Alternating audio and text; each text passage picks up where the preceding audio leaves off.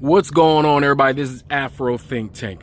Real quick, let this real Pan-African give you some real black news that you can chew on and digest and be happy with, okay?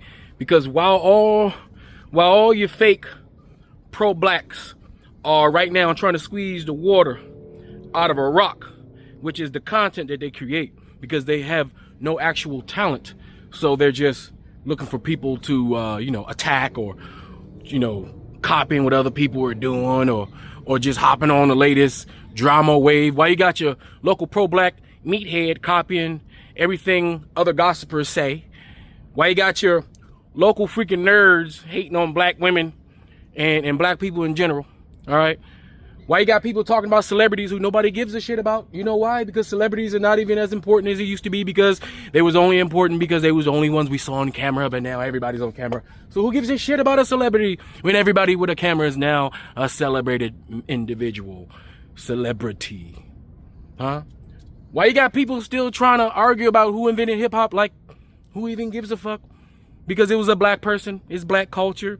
And if you keep going, the roots go all the way back to Africa, so it doesn't even matter whether the person that invented hip-hop was geographically located in New York, geographically located in North Carolina, geographically once located in the Caribbean, because they all was geographically once located in Africa at some point in time. So why are we having these dumbass conversations and acting like they're actually important? Why we have all these fake-ass pro-blacks having non-important conversations, and we got the dumbest amongst us on the internet having debate leagues and shit, minor league debate leagues, where they cosplay as intellectuals and shit, and they pick names and goddamn titles, and they put the little Power Ranger suits on, and they go out there and have a great time because they ain't got shit to do in real life. So they get on the internet and they argue with other dumbasses about shit that's irrelevant, while pretending like they're a part of any of these real serious movements like Pan-Africanism, pro-blacknism, black nationalism, all these cosplayers on the internet here to entertain us, because that's the only thing they're good for is entertainment. While all that is going on, this real Pan-African, okay, is going to give you some good news that's happening in the black community, that's happening on the world, that directly affects real Africans. While pretending not to be African because they self-loathe themselves, right? A big discovery, a big development happened, right? That all black people, no matter what you pretending to be, are affected by. And that is sickle cell. Sickle cell has been cured. Did y'all hear what I said? Sickle cell. Sickle cell. A disease that inherently, that is historically, that is documented to be an African disease. A problem that Africans have particularly. A gene that we have, a situation that if you are of African descent, you are susceptible to. You either know somebody or you are the person who has sickle cell. A serious disease, a serious gene mutation that was meant for us to fight malaria, right? But for some reason, it attacks us in other ways every now and then. So we all have special genes. You see, us African people, we're special. That sickle cell anemia is a side effect of something that makes us special, right? But it also hurts us as well when it becomes divergent, or when it becomes cancerous, or when it becomes malignant. It does things to us. And that's something that we biologically have to deal with. You see, while white people got to deal with genetic annihilation, we don't have to deal with genetic annihilation because we are superior genetically. But our only arch enemy in this world is sickle cell anemia. Sickle cell. You see, as black people take over this globe and eventually we start to, spread across the galaxy, because it's only going to be us left, right? There are certain things that we need to tackle, right? And that's that goddamn sickle cell anemia, right? That's the bane of the black person's existence. And now it's being tackled. And I don't know who the scientists who figured this out. I don't know who the team of scientists who figured this out. But thank you very much. Whether you are a Neanderthal savage barbarian who has been enlightened and reminded yourself that you are human, and somewhere inside of you there's a black gene right in there, and you're utilizing that to be a human within society, and you took all that time to try to solve a problem that more than likely, if you are not black, did not affect your community as much as it affects others, but you selfishly did that. And thank you for whoever you are, because you will not be named. No one will celebrate you. You won't be rich. They won't make you famous. All right? You just get patted on the back, and then they will send you on your way, as all the corporations will take advantage and try to make a profit off this discovery, right? But I thank you, and all Africans thank you, because this is only the beginning. Soon, hopefully, all people will be cured of sickle cell anemia, accusing white people, Asian people, and all those people who have sickle cell anemia, because you all, in fact, belong to us. Therefore, if you're a white person and you got sickle cell anemia, you're Asian and you got sickle cell anemia, maybe you should do your DNA and see where your most recent ancestry come from, because that might be an indicator. I'm just saying. Anyway, you guys tell me what you think about this wonderful news in the comment section. This Afro Think Tank. Learn some T-Tunk. I'm out. Holy cow, folks, the FDA is going to review on Tuesday a potentially new cure for a rare blood disorder called sickle cell disease, and it would be the first FDA-approved treatment for a type of gene editing tool known as CRISPR, if you've heard about that before. Now, sickle cell disease is something that affects millions of people around the world. It affects about 100,000 people in the United States, and it's a disorder of the hemoglobin found in red blood cells, causing it to look like a crescent shape, and that can disrupt the blood vessels and cause very significant pain, organ damage, which can include in the lungs and in the brain, and it can be very severe, potentially life-threatening in certain situations. Right now, the only cure is having a closely matched blood donor to do a bone marrow transplant, but there is risk of rejection with this. In the briefing document released yesterday, there were 46 patients who got this treatment, and 30 of them have been followed up for at least 18 months, and none of them were hospitalized for pain crises related to sickling from the sickle cell disease. CRISPR gene therapy can be a huge step forward in treating various diseases such as sickle cell disease. It'll be interesting to see what the FDA does on Tuesday. So if you have questions, leave it in the comments section. Follow to learn more, and be well. Today I started step 1 of my gene therapy treatment for sickle cell disease. The treatment starts with a red blood cell exchange, and the point of that is to get the amount of sickled blood cells in my body really low so that I can do the stem cell collection. So today I had to be at the hospital by 8:30 to get checked in to have the IV catheter placed. The catheter can go either in your neck or in your groin area, and they placed it in my groin today. So they take you into like a small surgery area, and then they numb it, and the numbing injection hurts more than the actual catheter placement, which was a relief. So then after the catheter is in, they took me into the room where they do the red blood cell exchange, and they pre-medded me with Tylenol and then also Benadryl. And here's kind of my view of the catheter, like the opening ends where they can inject you with things, and also where the red blood cell exchange takes place. And then this was them doing the labs to see what my blood levels were at before the red blood cell exchange. And then this is what it looks like when they started it. And this is the machine that does it. It's really cool. It takes your blood out as it's putting new blood into you. And it's a really complicated, cool looking machine that they use. It took a little bit under 2 hours for the actual exchange. During the exchange, I just felt a little bit cold. So I had like 3 layers of blankets. But besides that, I was just drowsy because of the Benadryl. I didn't have to be admitted for this, which was nice. I just got the exchange, and now I'm back home. I ran out of little videos to do a voiceover for, so I just wanted to finish by saying that after the exchange was done, they take your catheter out, and that part for me was definitely the worst part. It's such a weird feeling, and you're numb when they put it in, so you don't feel much. I felt like a little bit of pressure, a little bit of a burning sensation when they did the numbing agent, but nothing crazy. When they take it out, they cut the little stitches that they had put around it when they insert it, which was fine. It's a really thick and long catheter that goes in there, so they do have to make an incision to place it, and then they put some little stitches to keep it secure while you're getting the blood exchange. So basically, to remove it, they snip the stitches, and then the nurse tells you to breathe in, you breathe in, and then they pull the really long catheter out. And it's pretty shocking, like when you see the size of the catheter that was inside of your vein. It was definitely longer, or like a similar length to my forearm, which is crazy. And I'm not squeamish at all with like blood or like needles or any like medical stuff normally. But then the sensation of them sliding the catheter out, as well as kind of like seeing it out of the corner of my eye, they basically had me laying on my back, and then told me to breathe in, and then removed it quickly. You can feel it like sliding out. It made me really like nauseous and lightheaded, and I honestly almost fainted. And so Yeah, that was probably the worst part of the whole thing, was the removal of the catheter, which is not what I thought. I thought that the placement of it was going to be worse. But yeah, I'm home now. I feel good because I got, a whole bunch of new blood. I forgot to mention this, they took labs again at the end of it so that they can see, the progress it made. I haven't seen those lab results yet.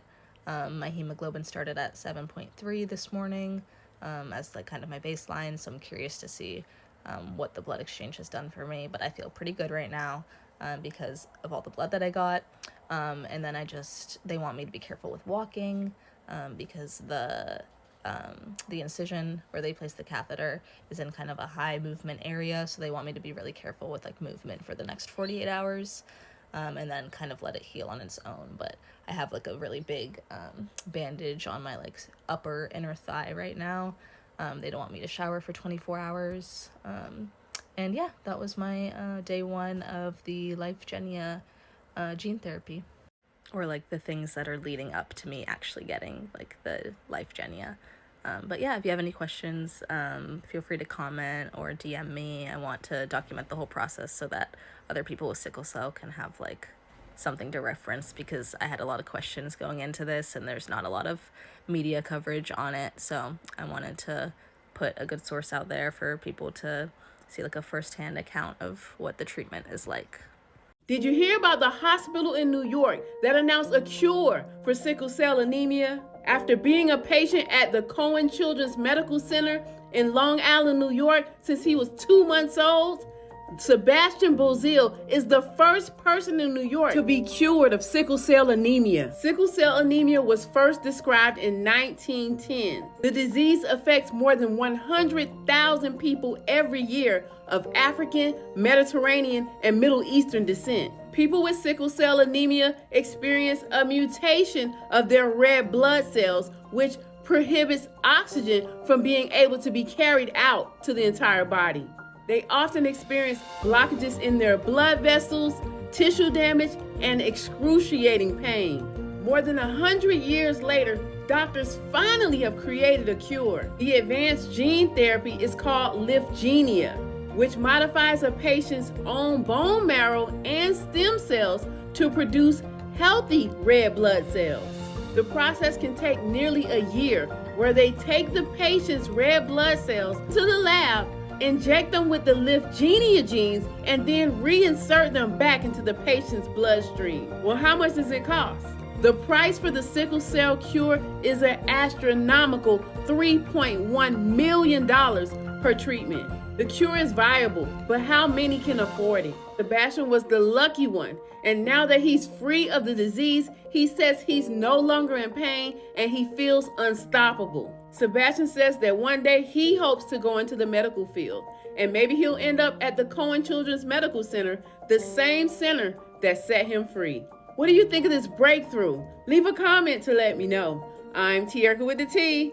Follow for more. To my sickle cell community, if you can take anything away from what I'm trying to push out in the world, I want you to sit on this.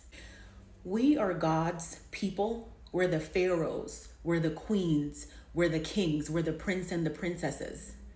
We have a special blood type, a special gene, and they're not telling us everything.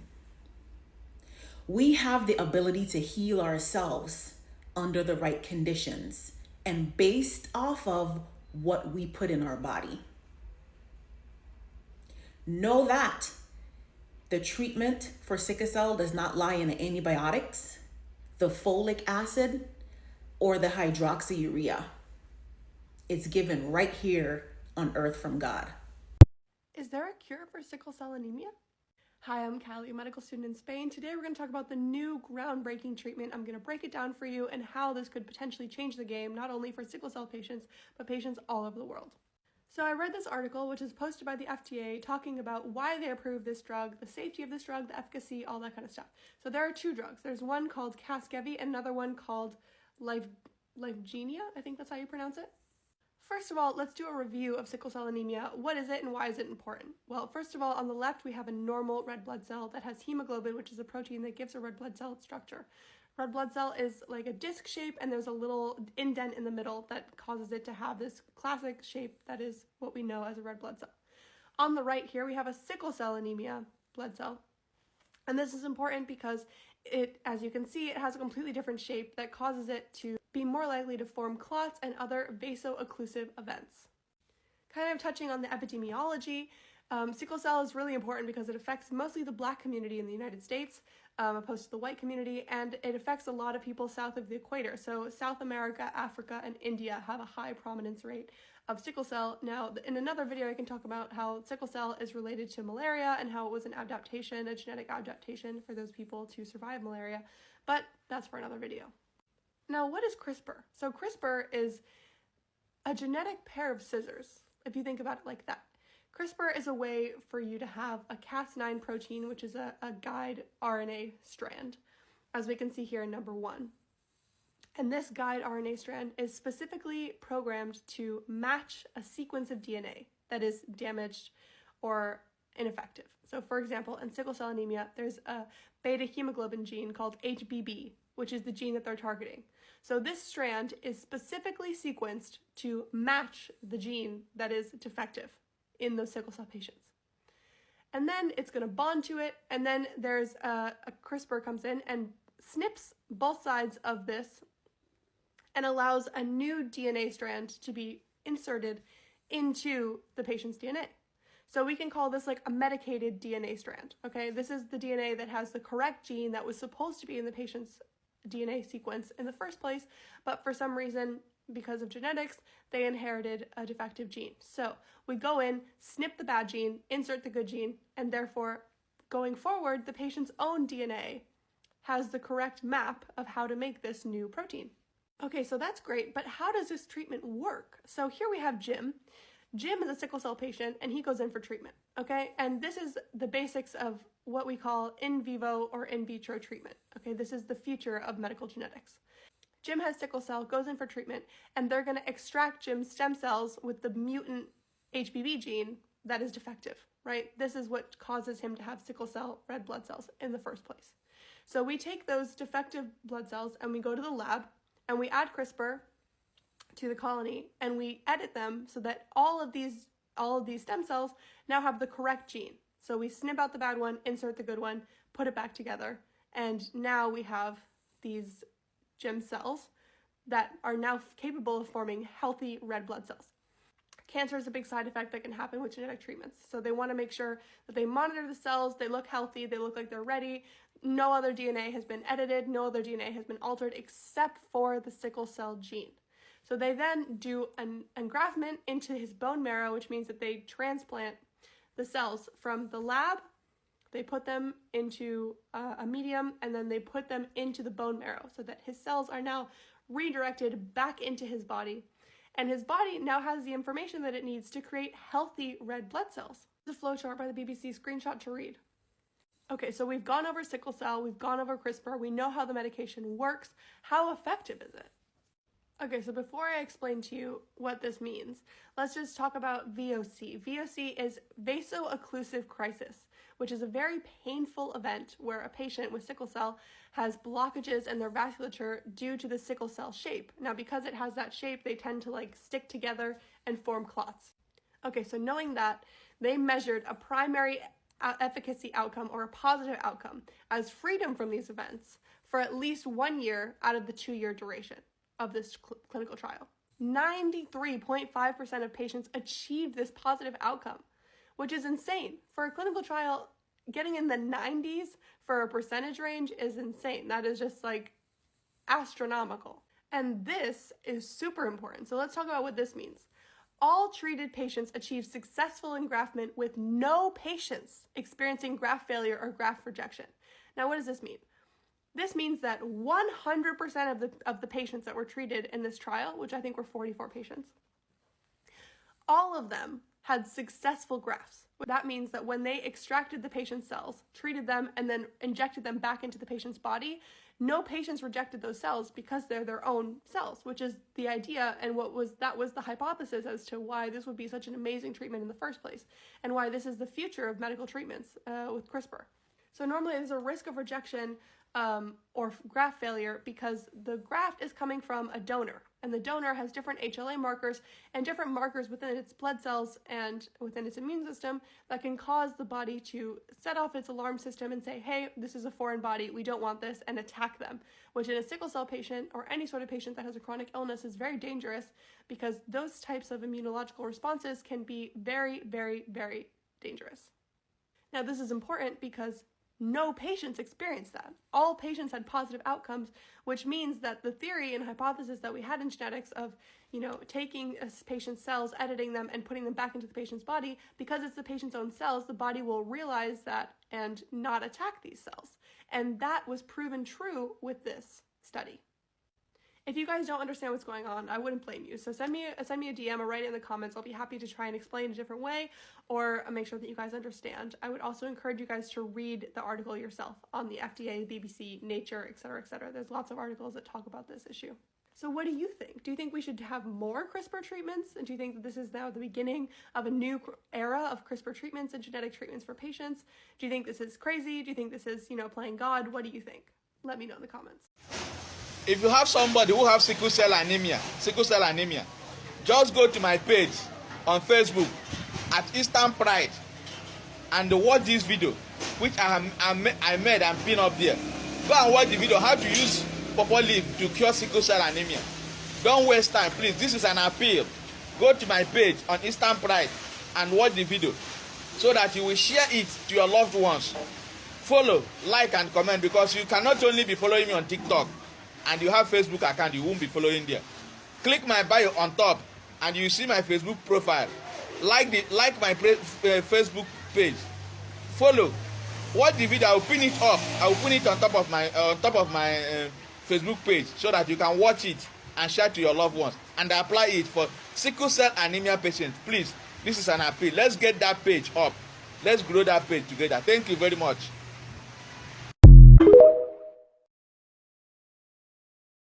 So as some of y'all may know, I'm going to be the first person at Mayo Clinic to get this groundbreaking Lyfgenia gene therapy, which is basically the cure for sickle cell. And the CEOs of Mayo Clinic decided to do a comprehensive journey of my story consisting of interviews, basically documenting everything. So it all started today. I had to be FAMU down, represent my school. I'm going to be on the TV, mama. I started my day with a meeting with Fish, who was meticulously documenting all my appointments. Nice guy. So this appointment was an appointment with my pulmonary specialist. Everything got to be right before you go through this gene therapy. My school. That was smart thinking. We have to cover all that stuff up anyway. Oh, FAMU? Yeah, anything with a logo on it. Okay, well, at least I got my own content with any logo other than. Now, right there, they was telling me that they may blur out my FAMU stuff, but knowing me, I had a FAMU cut that check for exposure.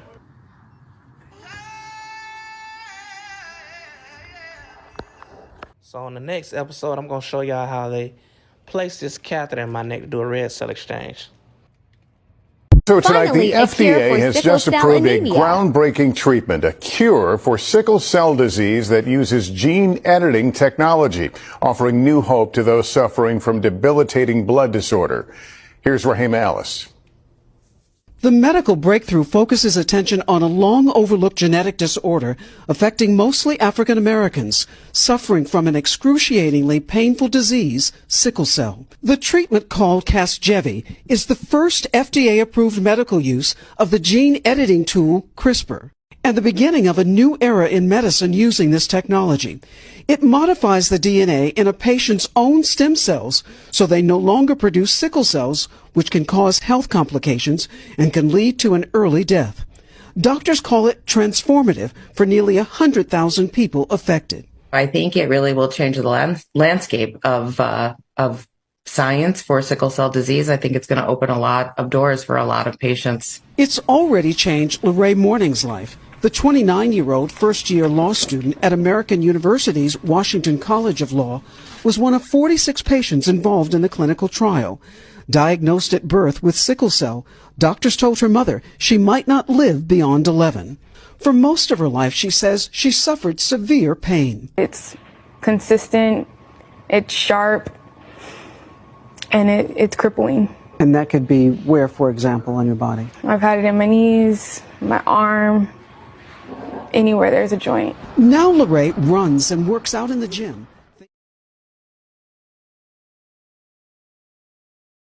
Where my sickle cell warriors at? This mom says, how have you been living without any medication for 21 years with sickle cell?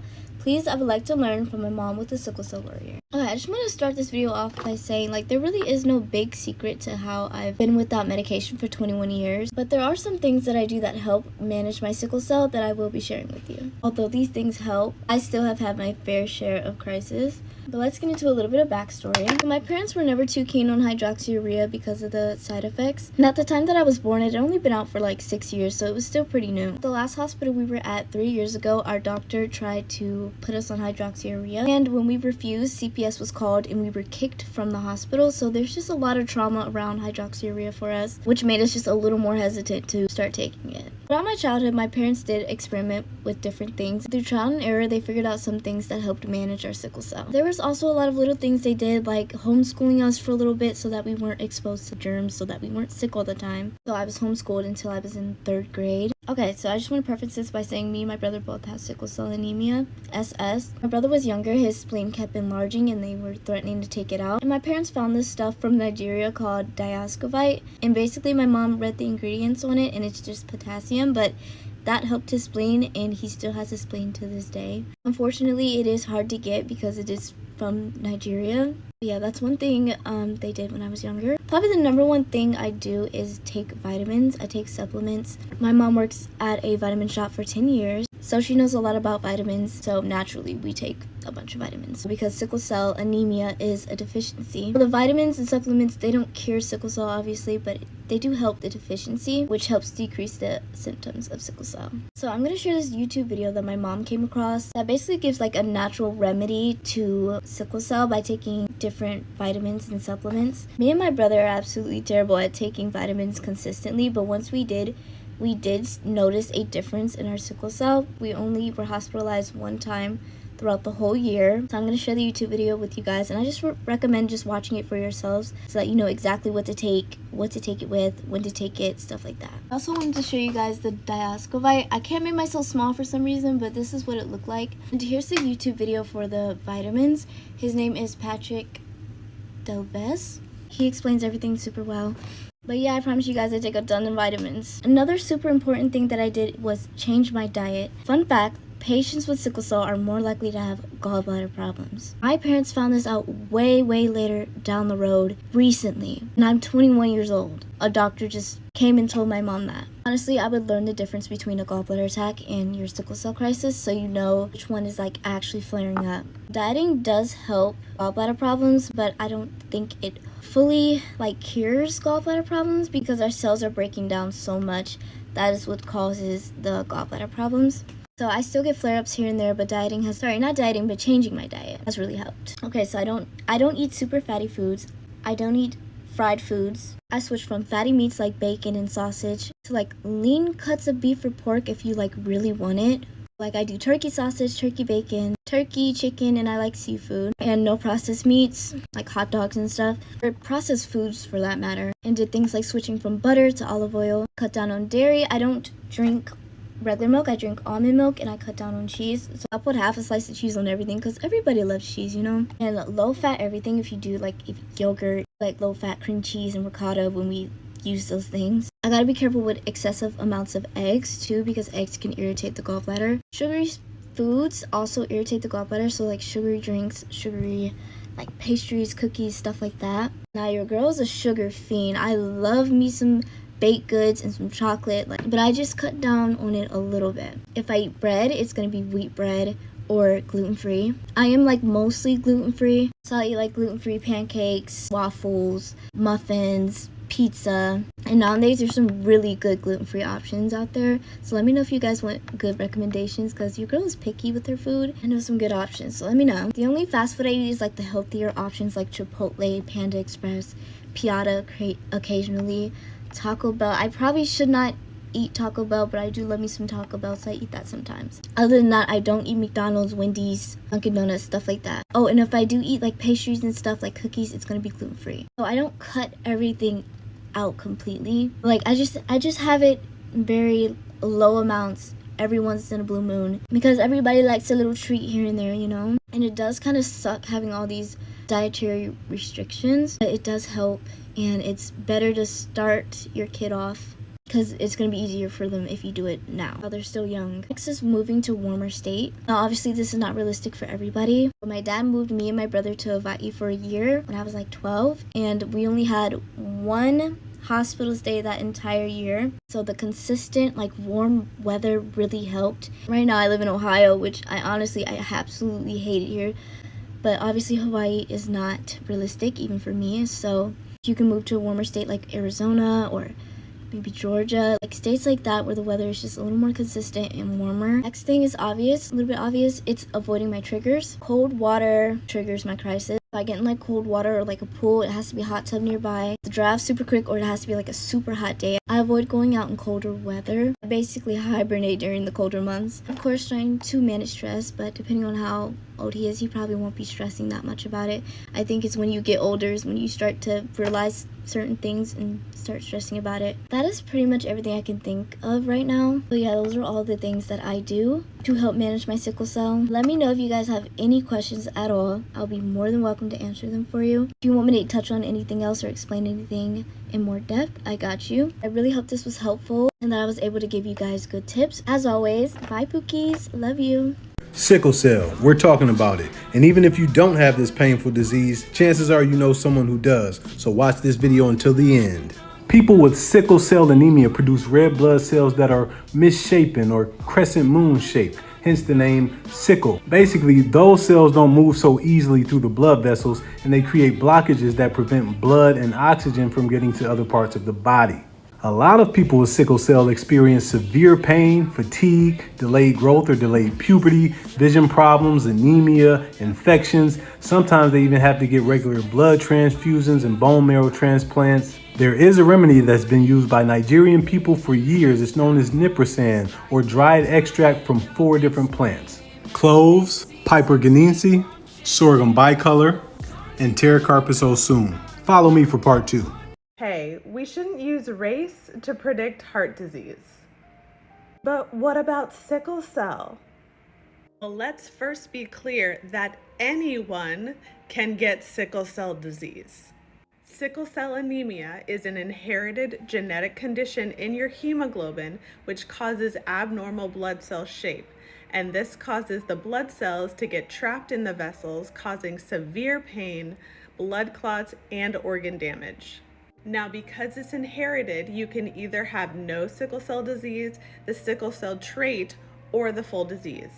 And research has shown that when you have the sickle cell trait, it increases your chances of survival from malaria, which is of course an advantage and is going to be selected for. And malaria is geographically present mostly in Africa, but also in South America, Asia, and India. So that is geographic ancestry, not race. However, due to racism, there are huge disparities in the treatment of Black people with sickle cell disease. They are much less likely to have their pain believed and appropriately treated, and much more likely to be accused of drug-seeking behavior when they advocate to have their pain appropriately treated. They also wait in emergency rooms 25% longer before receiving care. They will tell you about diabetes, they will tell you about heart disease, but why don't they talk about sickle cells, the disease that hits Black people the most? Sickle cells is not rare in our community, it's our reality. Over 100,000 Black Americans live with it, and millions across Africa and the diaspora carry the trait. It's more than just pain, it's fatigue, organ damage, and life cut short. Yet it's underfunded, under-researched, and under-discussed. That silence, that neglect, that's systemic. And if we don't talk about it, who will? Sickle cells is not just a health issue, it is a Black survival issue. Let's talk about it. Let's raise awareness about it. Like and share this video. A person's genotype is their unique sequence of DNA that determines whether or not they have the disease or if they are a carrier. When it comes to sickle cell, there are 3 main genotypes. AA is the normal genotype. with healthy red blood cells and no risk of the disease. AS means you're a carrier. You do not have sickle cell disease, but you can pass on the sickle gene to your children. SS genotype means you have sickle cell disease and you inherited the sickle gene from both parents. With this in mind, it's important to get tested before you have children, especially if you come from an area where sickle cell is prevalent. My name is Dr. Charity Oyedeji. I'm a hematologist and researcher focused on improving care for people with sickle cell disease. I received a notice on June 16, 2025 that my K Award, a 5-year, $750,000 federal NIH grant to improve care for people with sickle cell disease as they age, was suddenly and unjustly terminated despite strong scientific evidence and early proven results. The termination notice stated that research with equity objectives does nothing to expand our knowledge of living systems and are quote-unquote low return on investment and don't enhance health, and also are harmful to Americans. These statements are inaccurate and disrespectful for so many reasons. Sickle cell disease is a painful, life-limiting genetic disorder that can be inherited by people of all racial and ethnic backgrounds around the world. Sickle cell disease primarily affects Black people in the United States. My research was focused on developing the first and only functional assessment and the first and only exercise program tailored to the unique needs of older adults with sickle cell disease called SickleFit. SickleFit is a low-cost, high-impact intervention that can reduce healthcare costs, can improve quality of life for this underserved population. Ending this project not only silences promising solutions for a neglected group of patients, but also sends a devastating message to future researchers that even life-changing, evidence-based science can be discarded without cause. My question is, what can be done to overcome these grant terminations, and how do researchers doing impactful work for underserved populations find a way forward? Thank you. Free Sudan! Boycott diamonds and gold! Free Sudan! Boycott diamonds and gold! We most definitely cannot forget about the people of Sudan! Thanks for watching Afro Think Tank. Don't forget to like, share, and subscribe. And follow me on Substack and Patreon for more content. Remember, it's Pan-Africanism or nothing.